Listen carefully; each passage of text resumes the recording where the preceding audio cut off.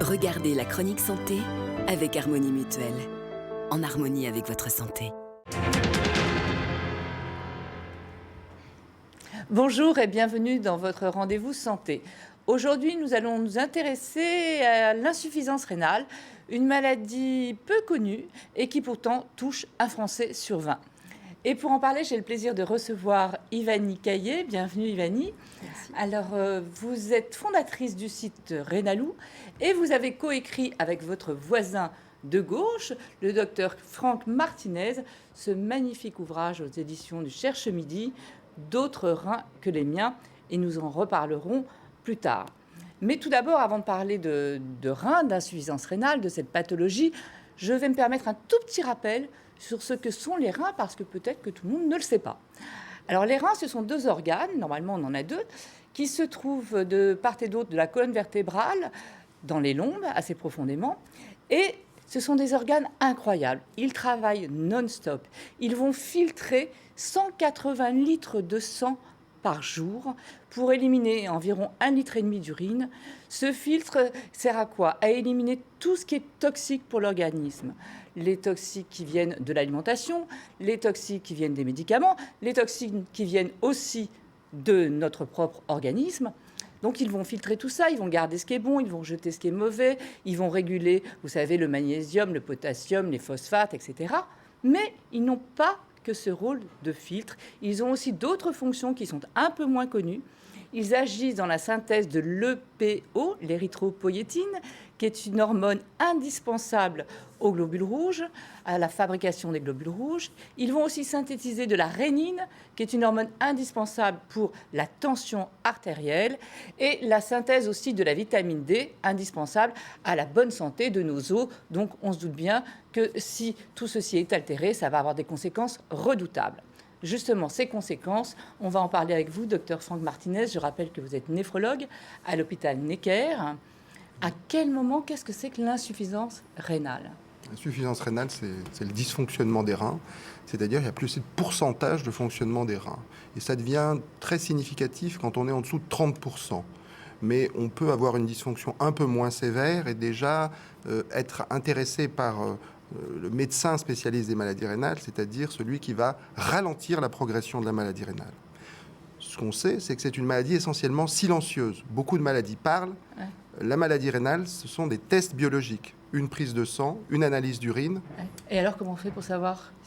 Alors, on va s'intéresser à ce qu'on appelle les patients à risque de maladie rénale. Alors, qui sont-ils? D'abord, le vieillissement, qui devient de plus en plus important dans les pays occidentaux.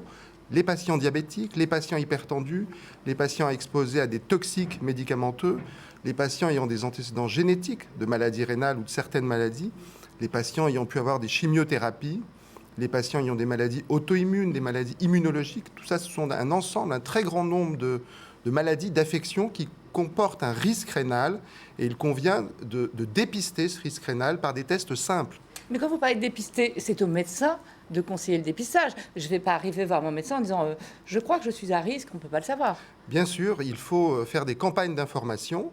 Il faut que les patients à risque soient informés par vos moyens. C'est pour cette raison qu'il y a la journée nationale de l'insuffisance rénale, des maladies rénales actuellement. Il y a aussi la semaine de l'insuffisance rénale. Il y aura la journée mondiale des maladies rénales qui sera, je crois, le 26 mars, si ma mémoire est bonne. Enfin, tout ce mois-ci sera aussi consacré à ces maladies, justement pour les faire mieux connaître.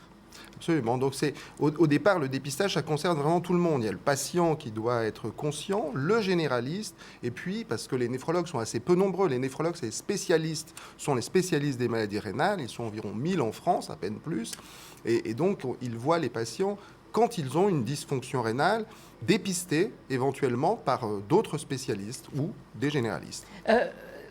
Ivani, vous avez été touché par cette maladie rénale. Racontez-nous à quel âge ça a commencé, comment vous en êtes aperçu, un petit peu votre parcours rapidement. Moi, j'ai une maladie rénale qui est une maladie auto-immune qui a été diagnostiquée quand j'avais 12 ans parce qu'au départ, on a trouvé du sang dans mes urines, ce qui était anormal, donc ça a déclenché des examens. Et donc, j'ai grandi de manière relativement normale malgré cette maladie parce qu'elle a été très silencieuse. Mais on vous avait dit que c'était grave, pas grave? On vous a dit quoi quand on vous a diagnostiqué cette maladie rénale? On m'avait dit que ça pouvait évoluer et qu'un jour, je pouvais avoir besoin de la dialyse ou de la greffe. D'accord, donc déjà, vous saviez que... Parce qu'en fait, c'est ça le problème, c'est que les traitements de cette maladie, c'est tout de suite soit une machine pour la dialyse, soit une greffe. Alors, avant que la maladie rénale atteigne un stade très avancé, on essaye de ralentir la progression de la maladie rénale. On essaye d'éviter qu'elle aille trop vite vers la dialyse ou la greffe. Mais effectivement, quand elle atteint un certain stade, c'est ce que vous dites, on a deux possibilités contraignantes, très ou assez contraignantes, qui sont la dialyse et la greffe, ou la greffe. Et donc vous, quand on vous dit donc il se peut que ça s'aggrave, vous vivez normalement, vous êtes bien, vous avez un petit traitement, on vous Voilà, dit quoi? exactement. Je vis normalement, j'ai un petit traitement quotidien et les choses se passent plutôt bien jusqu'à ce que la maladie atteigne un stade effectivement très avancé où là j'ai eu besoin de la dialyse. Donc là, c'est brutalement, on vous dit une dialyse, vous saviez ce que c'était à peu près? Je savais très vaguement ce que c'était, je m'étais assez peu intéressée à cet aspect de ma maladie, à ma maladie en général en fait, pendant toute cette période. Et ça a été un brusque rappel à l'ordre, effectivement, quand j'ai dû commencer la dialyse de manière un peu soudaine. Comment avez-vous vécu cette dialyse? Pas très bien, parce que c'est un traitement qui est très contraignant, qui a un impact majeur dans tous les domaines de la vie. Ça prend beaucoup de temps, on est dans un état qui est quand même dégradé, il y a une grande fatigue, il y a des contraintes alimentaires, des contraintes de temps qui sont majeures, donc ça a été un peu difficile. Et aujourd'hui, vous êtes transplanté, donc, pardon, lorsque vous étiez sous dialyse, ça a duré à peu près J'ai été en dialyse pendant à peu près 1 an. un an. Et là, vous étiez tout de suite en attente de greffe? Vous espériez la greffe? Alors la greffe, ça a toujours été un espoir pour moi, d'autant que ma maman m'avait dit qu'elle me donnerait un rein si un jour j'en avais besoin. Et donc c'est ce projet qui a pu être mis en œuvre et effectivement j'ai pu être greffée grâce au rein de ma maman. Docteur Martinez, est-ce que tous les patients qui donc sont diagnostiqués ou pour lesquels le traitement ne suffit plus, donc qui sont en dialyse, espèrent la greffe, sont en attente? Ils sont combien à l'attendre? Un grand nombre espère la greffe. Il y a plus de 10 000 patients attendent en France une transplantation et on réalise un peu plus de 3 000 transplantations, 3 500 transplantations et environ 400 transplantations avec un donneur vivant, ce qui est le cas de Ivani. Alors je voudrais qu'on rappelle, s'il vous plaît, justement, la greffe peut être faite à partir de donneurs décédés ou à partir de donneurs vivants. Dites-nous un petit peu. Alors voilà, c'est ça. On a deux possibilités. C'est ces donneurs décès dans des conditions très particulières de mort encéphalique où les organes peuvent être préservés quelques heures, un jour ou deux, et où on peut prélever ces organes et faire divers types de transplantations, dont la transplantation rénale. C'est la majorité de nos transplantations en France, 87%, et 13% des patients peuvent bénéficier d'une greffe à partir d'un donneur vivant, familial ou non familial, amical. La loi a permis un élargissement dans les dernières années du cercle des donneurs. À condition de connaître la personne depuis plus de 2 ans, si elle ne fait pas partie de la famille. Vous me dites 13%. C'est un chiffre tellement bas par rapport à nos voisins. Vous avez raison, c'est un chiffre bas, mais il faut rappeler qu'on vient de 3% il y a à peine plus de 10 ans. Donc on est sur une pente ascendante, j'aime votre optimisme, vertueuse, et on tend peut-être vers les meilleurs chiffres européens ou internationaux. Rappelons qui se rapprochent de 30%, plus de 30%. 30%. Donc et rappelons aussi que les greffes issues de donneurs vivants durent plus longtemps, ont une durée de vie plus longue, je crois que c'est à peu près 20 ans en moyenne. Exactement. Contre 13 ans pour les greffes venant de donneurs décédés. Voilà. Donc il y a aussi... Et comme elles sont programmées, elles permettent aussi une attente moins longue, c'est-à-dire une durée de dialyse, comme le rappelait Ivani, la technique un petit peu contraignante, moins longue, donc un parcours patient simplifié pour une meilleure qualité de vie et quantité de vie finalement. Ce que je vous propose, puisque nous parlons de greffer, grâce à vous d'ailleurs, Ivani, nous avons quelques témoignages de Fabien et de Ursine qui ont été justement transplantés. C'était même pas la greffe en elle-même qui me faisait peur, c'était vraiment l'anesthésie. et de me dire, là, je vais pour quelque chose de positif. Et la seule angoisse que j'ai, c'est pas de me dire si ça va marcher ou pas, c'est de me dire, est-ce que je vais me réveiller ? Voilà. Ma cicatrice, elle est comme ça, elle n'est pas très grande. Et moi, je trouve pas ça gênant. Moi, au contraire, ça montre que, voilà, enfin, pour moi, c'est un plus parce que ça veut dire que j'ai été greffée. Aucune douleur. D'ailleurs, quand je suis rentré au bloc, il m'avait dit qu'il me mettrait le rein à droite. Et donc, quand je me suis réveillé, j'ai touché là, je dis « Merde, ils m'ont pas foutu le rein. » Eh ben non, il l'avait fait à gauche. Et sur le coup, je dis « Mince, ça n'a pas marché, ils l'ont pas mis, c'était pas bon. » Voilà. Et non, j'avais pas mal du tout. Quel beau témoignage. Ivani, vous aviez peur de quoi? De l'anesthésie? Vous aviez peur de quelque chose? Moi, j'avais peur pour ma mère, en fait. Vous aviez peur pour votre maman?